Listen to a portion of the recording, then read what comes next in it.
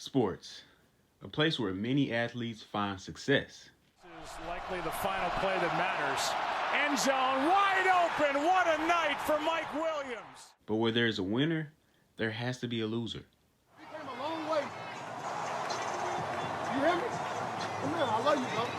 Come here. It's one thing to watch the game, but another to analyze it. Let's talk about the numbers.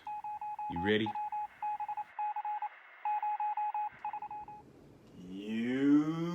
YouTube! What's going on, man? Back again with another video. It's your boy, Numbers Fan Jay. And we made it. We're here. It's finally time. We're officially started the NFL season. First game of the year is on Thursday. We got the Cowboys and the Buccaneers, the reigning Super Bowl champions, versus hopefully the returning Dak Prescott, that led one of the best offenses in the league when he was healthy last year. So exciting things. We have a full slate of games. Every team is gonna be playing. But before I get into the content of this video, give y'all my predictions, give y'all some things to think about going into week one, please hit that subscribe button for your boy. Share this video with your family and your friends. Let people know about my channel. Let people know about the conversations that we have in the comment section. Leave a like for your boy. Let's get into it. So, NFL Week 1, 2021. Big news. Every single stadium will be operating at full capacity in week 1 at least. Don't know how that's gonna play out further the season goes along. See what how everybody responds, if anybody catches COVID, if we have to scale it back in the numbers. We'll see. So going into week 1, just some things I want y'all to think about, especially fantasy owners, especially people who like sports gambling as well, sports betting. Quarterback play starting off this preseason. There have been several starting quarterbacks that have not played a single preseason snap. There have also been several starting quarterbacks who've played less than 20 snaps, less than 10 snaps. I'm going to name those guys for you just so you can know. Just keep this in your mind when you're doing your fantasy drafts, when you're placing these sports bets on week 1. Think about these quarterbacks that haven't touched the field yet or that have barely been on the field. So, these are the quarterbacks that have no snaps in this preseason. Justin Herbert, Matt Ryan, Derek Carr, Matthew Stafford, Russell Wilson, and Ryan Tannehill. Notice these guys are all veterans, so they all know how to play football. That's not a question. We know what they bring to the table. Also want to throw in Aaron Rodgers, even though he had the little thing going on the side with Green Bay. Going forth, we also have Tom Brady, Baker Mayfield, Ben Roethlisberger, Jalen Hurts, Lamar Jackson. They were all under 20 snaps. Kyler Murray and Joe Burrow were under 10 snaps, or 10 snaps or under. Just wanted to point that out for you guys. Patrick Mahomes, the odd guy out here, he played all 3 preseason games and he played 51 snaps. So it's just a coaching thing. Don't be too alarmed by the names. I just wanted y'all to be informed. So if you do see these guys looking kind of rusty, they haven't played in however like a very long time. They haven't played in 6 months or more. So it's been a very long time for these guys seeing the football field. Meanwhile, the Ravens' 20-game winning streak in the preseason continues, but cost them J.K. Dobbins, their star running back. Well, their star running back. I don't personally think he's a star, but that's a whole nother conversation. But he's lost to an ACL injury for the season, so that's terrible news. Get better soon, J.K. Dobbins. We want to see you back out on the field ball.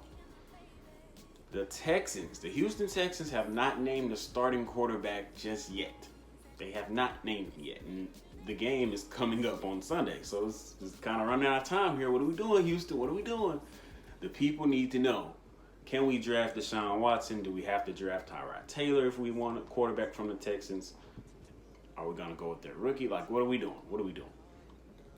But anyway, let's get into the big picks for this week. Big picks. Give you a little more in-depth analysis for these games as opposed to the rest of the games. Don't want to waste too much of you guys' time going through every single game, diving in. I know that makes my videos a lot longer. So I've chosen to pick certain ones that I believe will have a lot of eyeballs and will have a lot of attention. So looking at Cowboys at the Buccaneers, of course, the first game of the season, everybody's going to be tuned in. It's national TV. Why not, right? So the Cowboys finished 23rd in total defense last year. 31st versus the run. They drafted defense with the first 4 draft selections in the 2021 draft, as they should. But I don't think that this is going to be enough to beat the Tampa Bay Buccaneers, Tom Brady and that crew. Rookies just aren't going to be able to stand up to Antonio Brown, Mike Evans, Chris Godwin, Rob Gronkowski, Leonard Fournette. Like, all these guys are veterans. It's kind of like, it's almost pointless. But I will say this. We did see the Tampa Bay Buccaneers defense kind of ramp it up in the second half of the season and in the playoffs, because in the regular season last year, if you remember, they were getting a lot of points scored on them. This wasn't the side of the ball that was carrying them for a good portion of the season. So expect a sort of high-scoring game, even though it's on Thursdays. You know, Thursdays sometimes don't have as much scoring as the Sunday games, but do expect the Buccaneers winning this by probably 10 points. 2-possession game, 9 to 10 points probably. If anything more than that, max out at 16 points. I believe the Buccaneers will win this game. I don't think the Cowboys' young defense will be ready to come in and lock everything up. I don't think the Cowboys will be able to answer every single score with the Tampa Bay Buccaneers in this game. So I'm going to go with the Bucs at home. Of course, I got to give you my Chargers game because I'm a Chargers fan. I mean, how relevant is that? Come on, baby. You know how we do this. Chargers at the Washington football team to open the season. My Chargers have a whole revamped offensive line. Our center, Marquise Pouncey, retired. Had to replace him with the best center in the league, Corey Linsley. We went out and drafted Rashawn Slater, the only offensive lineman to lock down Chase Young in college football. Chase Young has 0 sacks versus him. Didn't get in the backfield. I mean, we've done as much as we can on the offensive line this offseason. I'm proud of our front office for going out and making those moves. I just want to say we were 23rd in points allowed last year, so our defense was an issue, but we do have Derwin James returning, as well as Drew Tranquill. 2 key pieces on our defense. Drew Tranquill is our starting linebacker. A lot of people don't know a lot about him coming into this season. You will know his name by the end of the year if you tune in at all. But yeah, I'm going to have to go with my Chargers on the road. The Washington football team is going to be starting Ryan Fitzpatrick. I think we can get to Ryan Fitzpatrick. I think we can get to him, Joey Bosa and those guys.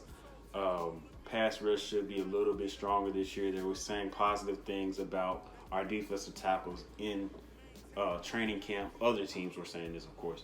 But I'm going my Chargers on the road. Cardinals at the Tennessee Titans. Look for a shootout in this game. I mean, let's be real.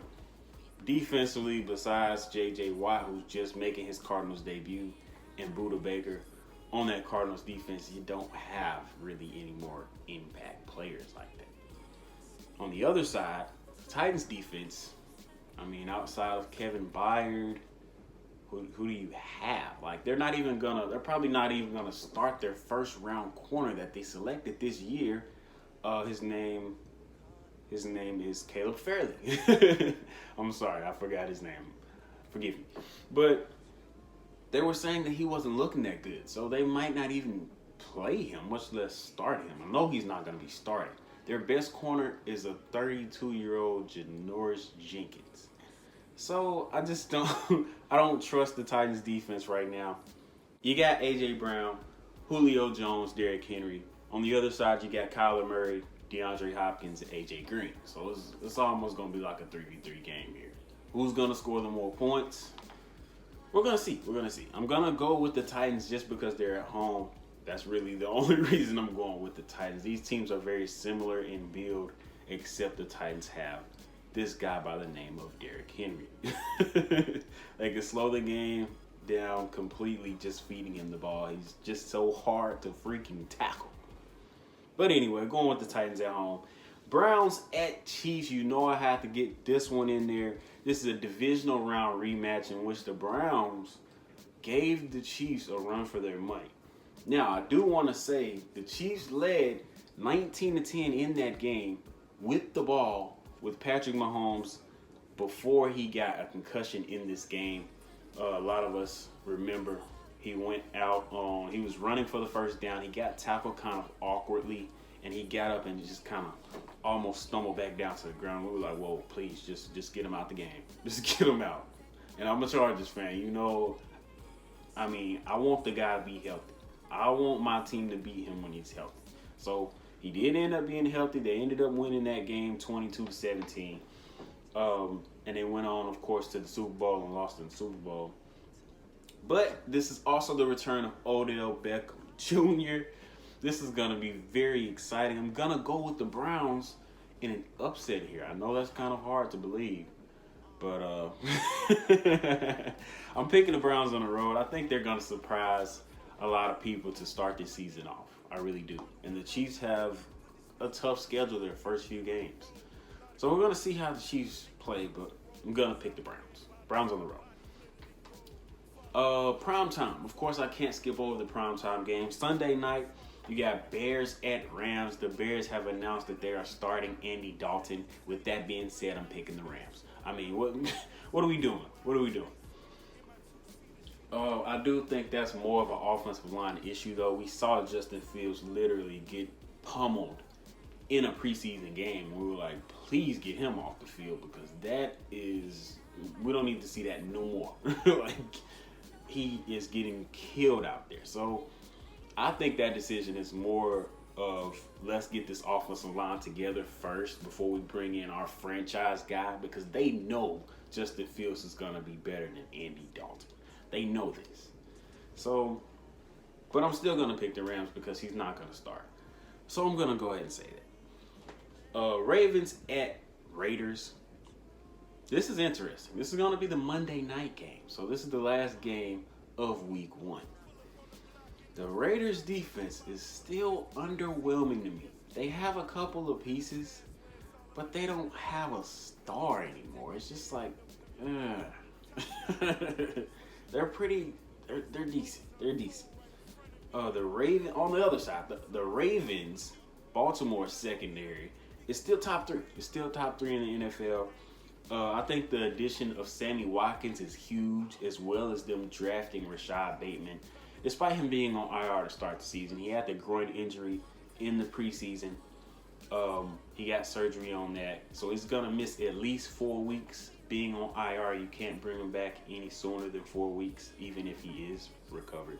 So hopefully he will come back as the receiver that we expect him to be for this Ravens offense. But I really think those 2 receivers will help the Ravens passing attack, which has been the issue in the postseason. A lot of people were saying, I saw some people saying that Hollywood Brown is the number 1 receiver. He is not. He does not create the separation of a number 1 receiver. He's very fast, a lot of speed there. But his route running and his IQ is not exactly where you need it to be for a number 1 receiver. The more you watch the Ravens game, the more you'll understand what I'm saying. But I think those 2 receivers will be able to get open. I'm just saying. And then you add them on the field with Hollywood Brown, who already has chemistry with Lamar Jackson. So that's interesting. But I'm going to go with the Ravens on the road. I just believe that this team is still one of the top teams in the NFL. They just got to finish in the playoffs. So they can still win a lot of games in the regular season. Similar to what the Bucks did in the NBA playoffs last year. we knew the Bucks to be a dominant regular season team, but we all knew the last couple of years they had fallen short in the NBA playoffs. They found a way to kind of scale it back in the regular season and then put full throttle down in the playoffs. The Ravens need to do that same exact thing. So if that means not winning 15 games and winning more like 11, 12 games just to kind of, just ease off. I'm not saying that winning is a bad thing. I'm really saying more of work on what you need to work on that will help in the postseason, even though that may cost you games in the regular season. But that's all I got for y'all today, man. Thank y'all for tuning in. Hopefully that isn't too long of a video for you guys. Hopefully you enjoyed this content. If you do, leave a like, leave a comment, subscribe, hit that share button for your boy. It's your boy Jay. We out of here.